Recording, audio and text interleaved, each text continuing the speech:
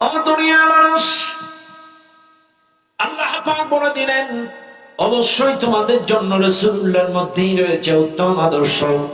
এবার আসেন, কি নবী আমরা পেয়েছি, কি আদর্শবান নবী আমরা পেয়েছি, আজকে একটু একটু করে আপনাদেরকে ধরা দেই। এমন কোন সাইট ছিল না যে সাইটটা নবীজি আমাদেরকে শিক্ষা দিয়ে যান নাই। কেমন ভাবে বিচার করতে হবে আমার নবী শিক্ষা দিয়ে গেলেন, কেমন ভাবে রাষ্ট্র চালাতে হবে নবী শিক্ষা দিয়ে গেলেন, স্বামী হিসেবে কেমন শিক্ষা দিলেন, এরপরে প্রতিবেশী হিসেবে কেমন শিক্ষা দিয়ে গেলেন। এমন কোন সাইট নাই যেই সাইটটা আমার নবী জাতিকে শিক্ষা দিয়ে যান নাই।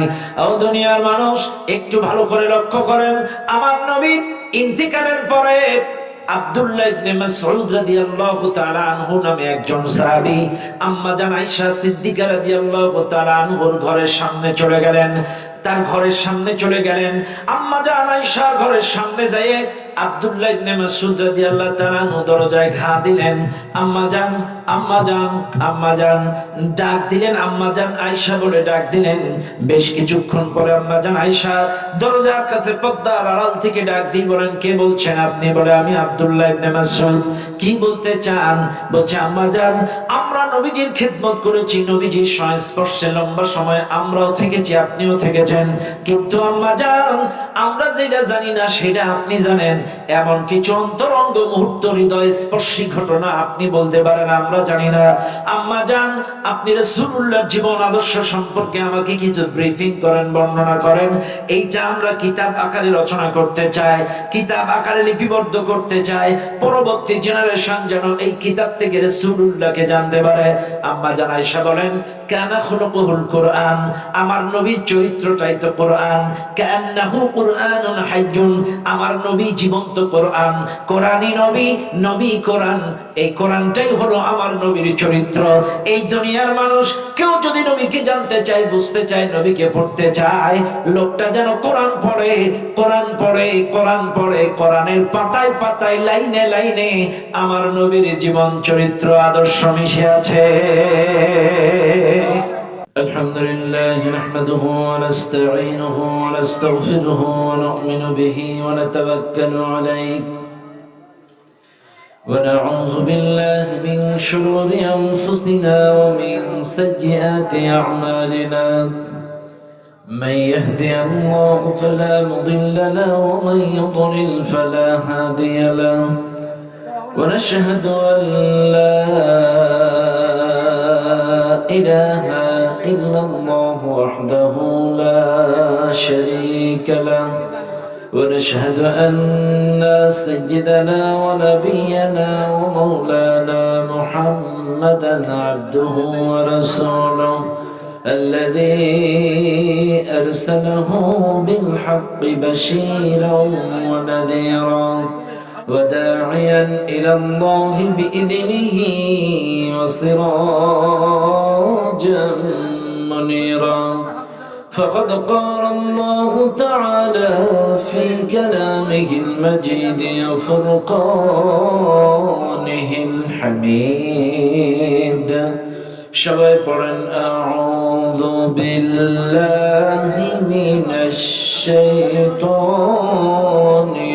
রাজীম বিসমিল্লাহির রাহমানির রাহিম লাকাদ কানা লাকুম ফি রাসূলিল্লাহি أسوة حسنة لمن كان يرجو الله واليوم الآخر وذكر الله كثيرا وقال تعالى إن الله وملائكته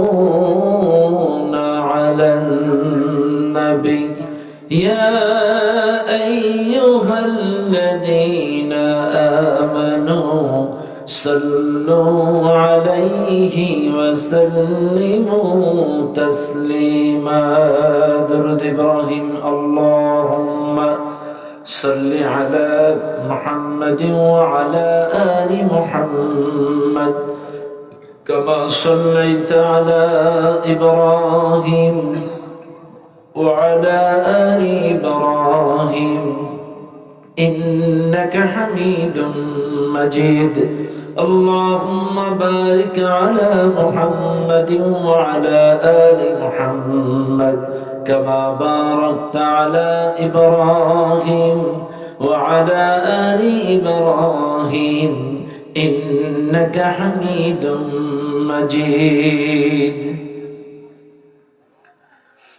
আমি মরুর বুকে ফেলবো কদম হই না যতই খোদার বান্দায় অধম আমি মরুর বুকে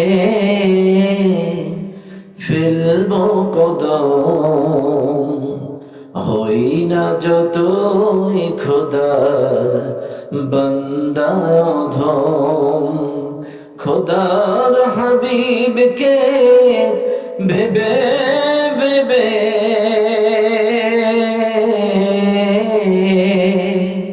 খোদার হাবিবকে ভেবে ভেবে সাজব নবীর উম্মত হিসেবে আমি মরুর বুকে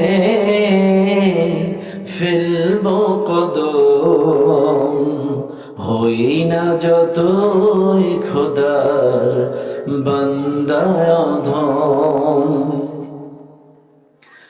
কন্যা শিশু বিনা দোষে ভূতলে চাপা পড়া করলেন রোধ মানবতাবোধ উষ্ঠ হলো ধরা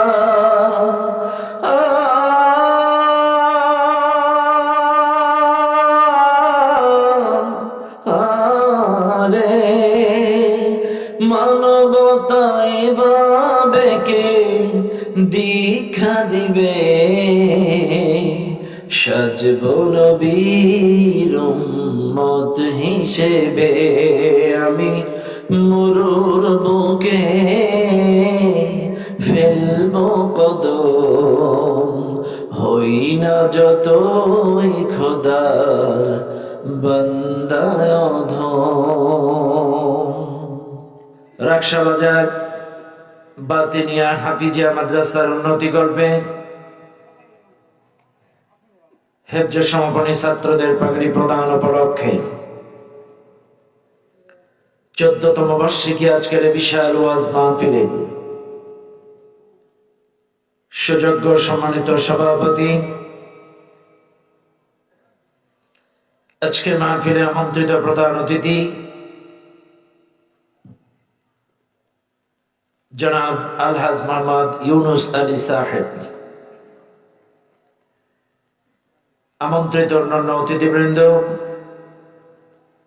আমার আগে মনোমুগ্ধকর আলোচনা শুনিয়ে আপনাদেরকে মুগ্ধ করেছেন বিশিষ্ট ইসলামী চিন্তাবিদ জনাব হযরত মাওলানা মুফতি ইসহাক আহমদ নোমানী সাহেব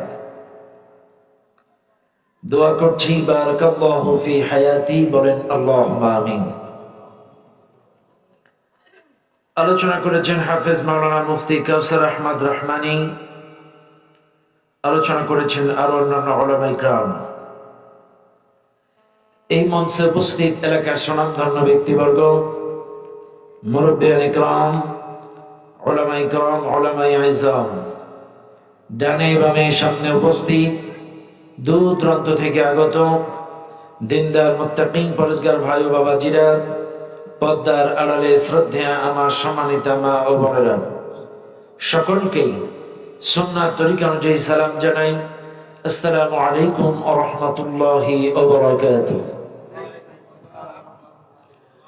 সর্বপ্রথম শুকরিয়া আদায় করি সেই আল্লাহ সুবহানাহু ওয়া তাআলার দরবারে যে আল্লাহ তাআলা আপনাকে আমাকে অত্যন্ত দয়া করে মায়া করে এই কুরআনুল কারীমের মাহফিলে জান্নাতি বাগানে আসার এবং বসার তৌফিক দিয়েছেন যিনি, সে মহান মালিকের দরবারে প্রাণ খুলে সমস্বরে সমবেত আওয়াজে সমবেত চেষ্টায় জীবনের শ্রেষ্ঠ শুকরিয়ার ঝান্ডাটা আল্লাহ তাআলার আরশ আজিমে পৌঁছায় দেয়। চিৎকার মেরে বলেন আলহামদুলিল্লাহ।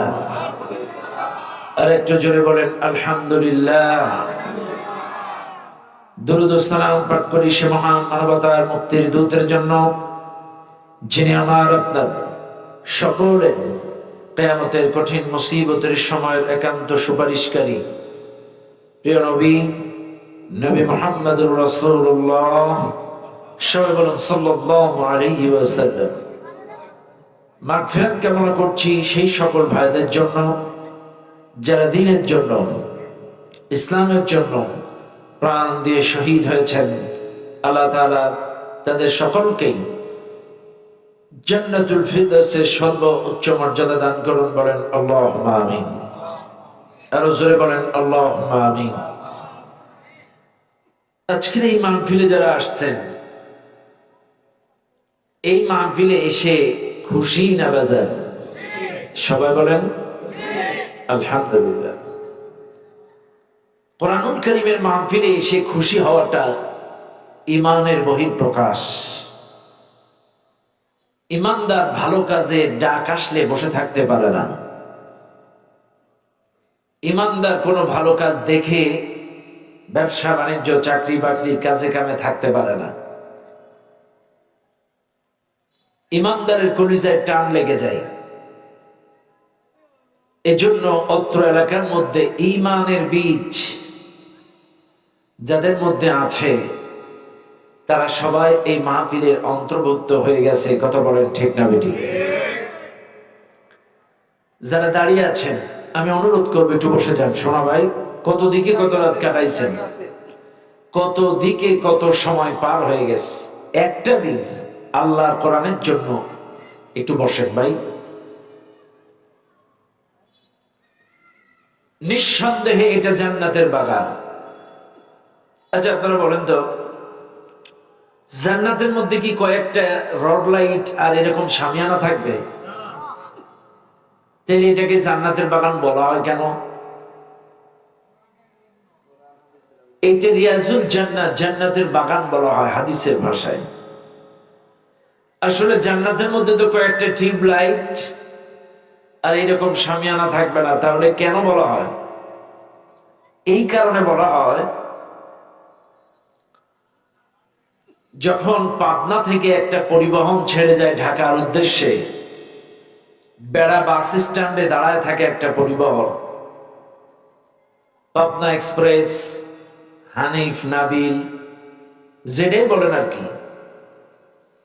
এই পরিবহনের একটা হেল্পার এক হাত দিয়ে পরিবহনের গায়ে থাপড়ায় আর এক হাত দিয়ে ইশারা করে ঢাকা ঢাকা ঢাকা ঢাকা ঢাকা ঢাকা ঢাকা।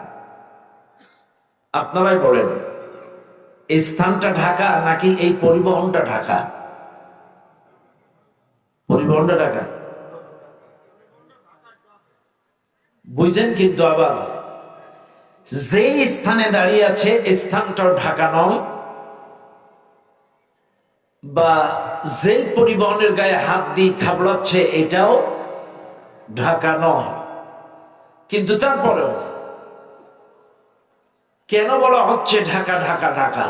একটি উদ্দেশ্য হেল্পারের, এই পরিবহনে যারা এসে বসবে এই পরিবহন তাদেরকে কোথায় পৌঁছে দেবে? ঢাকায়। ঠিক তেমনি এই মাজলিসটাকে জান্নাতের বাগান বলা হয় ওই কারণে, এই মাজলিসে এসে যারা বসবে, আলোচনা শুনবে, তদনুযায়ী ব্যক্তি জীবন, পারিবারিক জীবন, সামাজিক জীবন, গোটা জিন্দেগি কোরআন সুন্নাহ মোতাবেক পরিচালনা করবে, এই মাজলিসটা তাদেরকে জান্নাতে পৌঁছে দেবে। এই জন্যই বলা হয় এই মাজলিসটা জান্নাতের বাগান।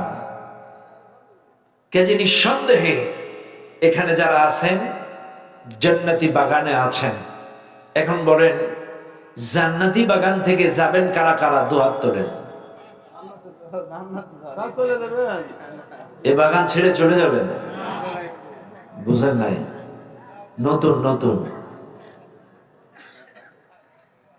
কথা থাকবেন ইনশাআল্লাহ। আলহামদুলিল্লাহ, আলহামদুলিল্লাহ। আল্লাহর জন্য, কোরআনের জন্য আমরা এই মাহফিল শেষ অবধি থাকবো ইনশাআল্লাহ। আল্লাহ পাক আমাদের সকলকে কবুল করুন, বলেন আমিন। একটা কোরআন শরীফ দেবেন, হেফজে কোরআন শরীফ। আর এখানে যারা আছেন আমি অনুরোধ করব আমার সঙ্গে স্বতঃস্ফূর্ত ভাবে সবাই তেলাওয়াত করবেন। আউযু বিল্লাহি মিনাশ শাইতানির রাজীম। বিসমিল্লাহির রাহমানির রাহিম। লাকাদ কানা লাকুম ফি রাসূলিল্লাহি উসওয়াতুন হাসানাতুন লিমান কানা ইয়ারজুল্লাহ ওয়াল ইয়াওমাল আখির ওয়া যাকারাল্লাহা কাসীরা। সাদাকাল্লাহুল আযীম। সূরাটির নাম সূরাতুল আহজাব। একটা ছোট ফ্যান অথবা একটা হাত পাখা। সূরাটির নাম সূরাতুল আহজাব। সূরাটি নাযিল হয়েছে মদিনায়। মোট আয়াত সংখ্যা ৭৩, রুকু সংখ্যা ৯। এই সূরাটার ২১ নম্বর আয়াত আমি আপনাদের সামনে তেলাওয়াত করেছি। আল্লাহ তাআলা বলেন, লাকাদ কানা লাকুম ফি রাসূলিল্লাহি উসওয়াতুন হাসানাহ। অবশ্যই তোমাদের জন্য রাসূলুল্লাহর মধ্যেই রয়েছে উত্তম আদর্শ। তবে তোমরা কারা? তোমাদের জন্যই রাসূলুল্লাহর মধ্যেই রয়েছে উত্তম আদর্শ। এই তোমরা কারা? আমাদের দেশে ম্যাক্সিমাম মাহফিলে উসওয়াতুন হাসানা পর্যন্ত বলেই আলোচনা চলে যায় বিভিন্ন দিকে, কিন্তু পরের যে আয়াতের কিছু শর্ত আছে এটা অনেকেই আলোচনা করেন না। আল্লাহ কিন্তু বলছেন তোমাদের জন্য রাসূলুল্লাহর মধ্যেই রয়েছে উত্তম আদর্শ, তবে সত্য দুইটা তাদের জন্য। দুইটা সত্য যারা মানবে। এক নম্বর সত্য হচ্ছে লিমান কানা ইয়ারজুল্লাহ ওয়াল ইয়াউমাল আখির। আল্লাহ এবং শেষ দিবসের প্রতি যারা আশা পোষণ করে, আল্লাহ এবং শেষ দিবসের প্রতি যারা আশা রাখে যে আমাকে আল্লাহর সামনে দাঁড়াতে হবে, কিয়ামতে আমাকে উঠতে হবে, এ বিশ্বাস, এ আশা যারা পোষণ করে তাদের কলিজায়। আপনাদের কলিজায় কি আছে? কিয়ামতে ওঠা লাগবে? সবাই বলেন, এটা বিশ্বাস হয় আপনাদের? এই দুনিয়ার মানুষ আজকে কিয়ামত ভুলে গিয়েছে। কিয়ামতে যে উঠতে হবে, জবাবদিহি করা লাগবে। ফালইয়াউমা লা তুযলামু নাফসুন শাইআন ওয়া লা তুজজাউনা ইল্লা মা কুনতুম তা'মালুন। সেদিন কারোর প্রতি কোনো জুলুম করা হবে না। আপনি যা করবেন তার প্রতিদান আপনাকে দেওয়া হবে। ফামান ইয়া'মাল মিসকালা যাররাতিন খায়রান ইয়ারাহ ওয়া মান ইয়া'মাল মিসকালা যাররাতিন শাররান ইয়ারাহ। যারা পরিমাণ ভালো কাম করলেও আপনাকে দেখানো হবে, যারা পরিমাণ খারাপ কাম করলেও আপনাকে। এই যারার ব্যাখ্যা কি বুঝেন আপনারা? যারার ব্যাখ্যা হলো মাথার থেকে যদি কেউ একটা চুল ওঠায়, এই চুলের গোড়ায় একটা সাদা বোটা থাকে ছোট্ট। এই বোটাটাকে 10,000 ভাগ করলে এক ভাগকে বলা হয় যাররা। আছে কিছু? খালে চোখে টের পাবেন। এতটুকু ভালো কাম করলেও আপনাকে দেখানো হবে, এতটুকু খারাপ কাম করলেও আপনাকে।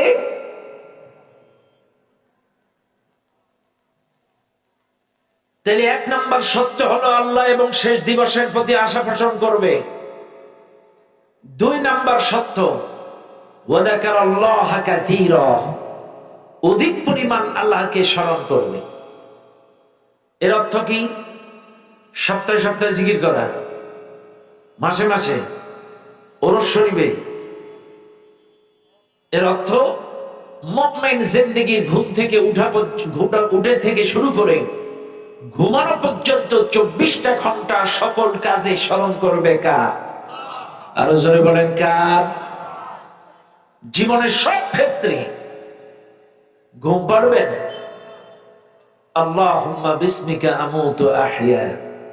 যানবাহনে উঠবেন, সুবহানাল্লাযী সাখখারা লানা হাযা ওয়া মা কুন্না লাহু মুকরিনিন ওয়া ইন্না ইলা রাব্বিনা লামুনকালিবুন। আপনি যা কিছু করবেন 24টা ঘন্টা সব কিছুতে কার নাম? সর্বলে জোরে বলেন আল্লাহ। ও দুনিয়ার মানুষ, এই মাহফিলের মধ্যে যারা আছেন একটু ভালো করে মনে রাখবেন, আল্লাহ পাক ডাক দিয়ে বলেন, অবশ্যই তোমাদের জন্য রাসূলুল্লাহর মধ্যে রয়েছে উত্তম আদর্শ।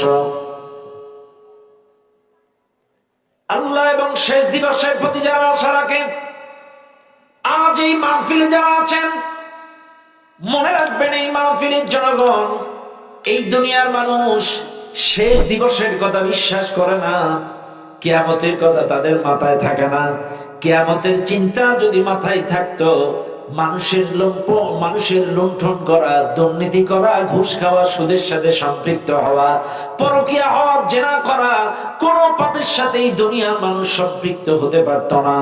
আজকের এই দুনিয়ার মানুষ জীবনের সব ক্ষেত্রে যদি আল্লাহকে স্মরণ করতে পারত, ওজনে কম দেওয়ার সময় স্মরণ হতো কার? কেউ দেখছে না, দেখছে কে? ঘুষ নেওয়ার সময় অফিসের মধ্যে চিন্তা আসতো, কেউ দেখছে না, দেখছে কে? জীবনের সব ক্ষেত্রে স্মরণ করতো আল্লাহর। এই দুইটা জিনিস যদি থাকতো, এই মানুষটা কখনো খারাপ হতে পারত না। আল্লাহ পাক বলছেন, এই দুটো জিনিস যাদের মধ্যে থাকবে তারাই পারবে রাসূলুল্লাহর জীবন আদর্শ গোটা জিন্দেগিতে রঙে রঙিন করতে। আজকে ম্যাক্সিমাম আমাদের দেশের মানুষ সুরতে আছে, সিরাতে নাই। কথা বলেন, কথা বলেন, ভালো করে বুঝেন, রাগ করবেন না আপনারা। সুরতে আছে, সিরাতে নাই। সুরত মানে কি? বাহ্যিক সৌন্দর্য, রাসূলুল্লাহর মতো টুপি, রাসূলুল্লাহর মতো দাড়ি, রাসূলুল্লাহর মতো জুব্বা, রাসূলুল্লাহর মতো পাগড়ি, রাসূলুল্লাহর মতো খাওয়া দাওয়া, সব সুরত ঠিক আছে। কিন্তু সিরাত মানে রাস্তা, সিরাত মানে পথ, সিরাতুন নবী, নবীর পথ। এই নবীর পথটা সবার ঠিক নাই। নবী কোন রাস্তায় চলেছে, কোন পন্থায় মানুষকে দাওয়াত দিয়েছে, কোন পন্থায় রাষ্ট্র পরিবর্তন করেছে, কোন পন্থায় বিচার ব্যবস্থা চালিয়েছে, কোন পন্থায় মক্কা মদিনা পরিবর্তন করেছে, এই রাস্তাটা আজকে আমাদের অনেকের না।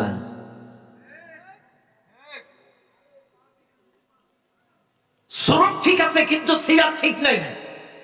পাঁচ ওয়াক্ত নামাজে যে বলে ইহদিনাস সিরাতাল মুস্তাকিম, এটা মুখে বলে কিন্তু বাস্তবে ঠিক নাই। রাগ করবেন না, প্রত্যেকটা কথা বেরেন দিয়ে ভালো করে খাটান। কে কোন দলের মতের পথের তরিকার সিলসিলার আমি জানি না, কিন্তু বোঝানোর জন্য বলছি, শুধু সুরত ঠিক থাকলে চলবে না, সিরাতটাও ঠিক থাকা লাগবে। আমার নবী কোন রাস্তায় পরিবর্তন করেছে মক্কা মদিনা। আজকে এই দেশের মানুষ বললে বলে হুজুররা খালি রাজনীতির ওয়াজ করে, রাজনীতির ওয়াজ করে, এর বিরুদ্ধে তার বিরুদ্ধে বলে। তাহলে মনে রাখবেন, আজকে এই দেশের মানুষ ম্যাক্সিমাম সুশীল সমাজ, এখনকার যারা সুশীল সমাজ আছে, বুদ্ধিজীবী আছে, এখনকার মাহফিলে গেলে খালি এর বিরুদ্ধে ওর বিরুদ্ধে বলে। এরা বোঝে না হুজুররাই গীবতের ওয়াজ করে, আবার হুজুররাই গীবত করে। আচ্ছা, গীবত কারে কয় ভাই? এটা কি বুঝেন?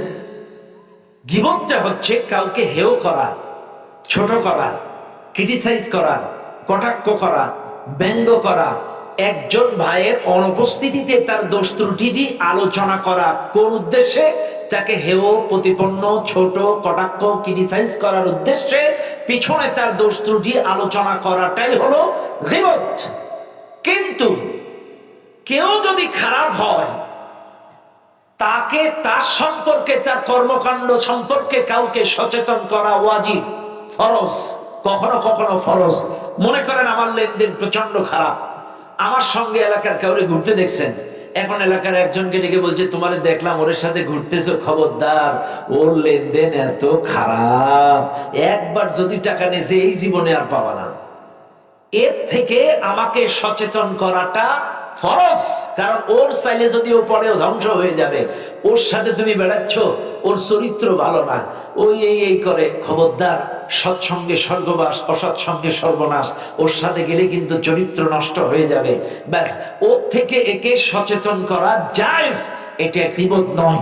কাজে মনে রাখবেন, 16টা বছর এই জালেম সরকার যে ওয়াকারেন্স, খুন, গুম, হত্যা, ধর্ষণ, দুর্নীতি এই দেশের উপরে করেছে, এই জাতিকে তাদের কর্মকাণ্ড থেকে সচেতন করা জায়েজ, এটা গীবত নয়। তাইলে তো আপনারা বলবেন আবু জেহেলের দোষ ত্রুটি বলাও গীবত, আবুল আহমেদটাও গীবত, ফিরাউনেরটাও গীবত, নমরুদেরটাও গীবত, কারুনেরটাও গীবত। এই গীবত নাকি? এদের কর্মকাণ্ড সম্পর্কে জাতিকে সচেতন করা গীবত নয়।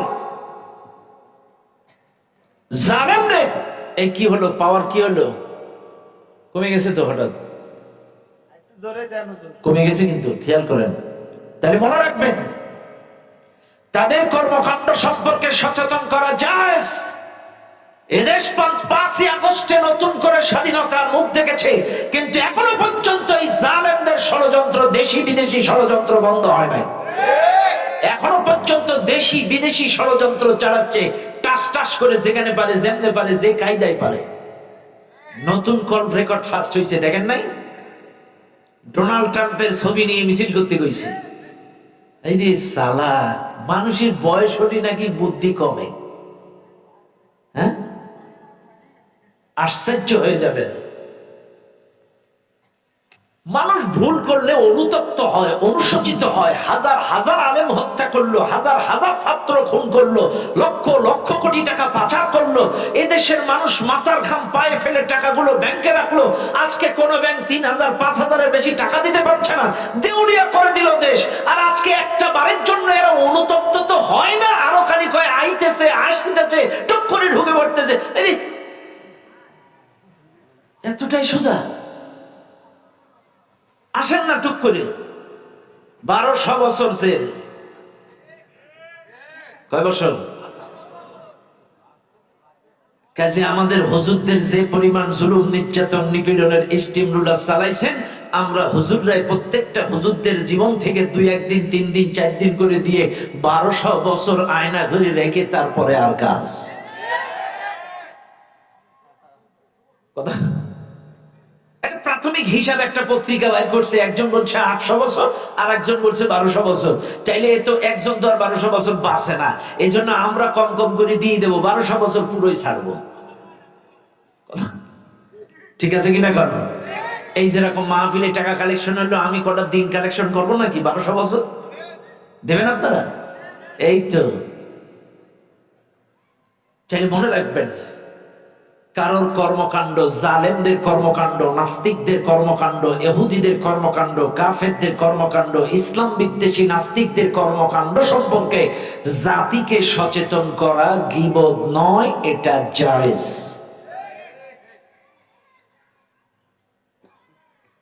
তাইলে আজকের এই মাহফিলের জনগণের সুরত ঠিক আছে, কিন্তু সিরাত ঠিক নাই। দাড়ি ঠিক আছে, টুপি ঠিক আছে, পাঞ্জাবি ঠিক আছে, কিন্তু রাস্তা ঠিক নাই। এখন বলবেন হুজুর রাস্তা কি? আমার নবী কোন রাস্তায় সমাজ পরিবর্তন করেছে? আমার নবী 40 থেকে 53 পর্যন্ত 13 বছরে, 40 থেকে 53। কি চাচ্ছেন কি আপনারা ভাই? মোড়ামুড়ি করছেন নাকি এখানে বসে? কথার কি সাউন্ড তো আগের চাইতে উলট পালট হয়ে যাচ্ছে, খেয়াল করেন। 40 থেকে 53 পর্যন্ত। খেয়াল করেন কি হচ্ছে, কি নিজে নিজে এরকম হচ্ছে না?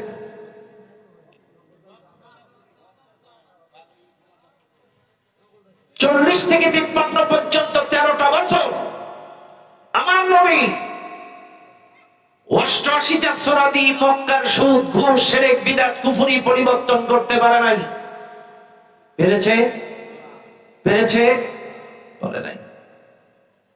কিন্তু যখনই রাসূল মদিনায় গেলেন, মদিনায় যে মানুষ জোগাড় করে দাওয়াতি কাজ করে বহুত বদর খন্দক লড়াই করে রাষ্ট্রীয়ভাবে যখন চেয়ারটা পরিবর্তন করলেন, অটোমেটিকলি সমাজ পরিবর্তন হয়ে গেল। তাহলে বোঝা গেল রাসূল কোন রাস্তায় সমাজ পরিবর্তন করেছে? রাষ্ট্রীয়ভাবে চেয়ার পরিবর্তন করেই সমাজ পরিবর্তন করেছে। কাজে আজও আপনাদেরকে বলে যায়, এই দেশে ওয়াজ করে, নসিহত করে, পীর মিরিদি করে, জিকির করে সুদ ঘুষ জেনা ব্যভিচার বন্ধ হবে না।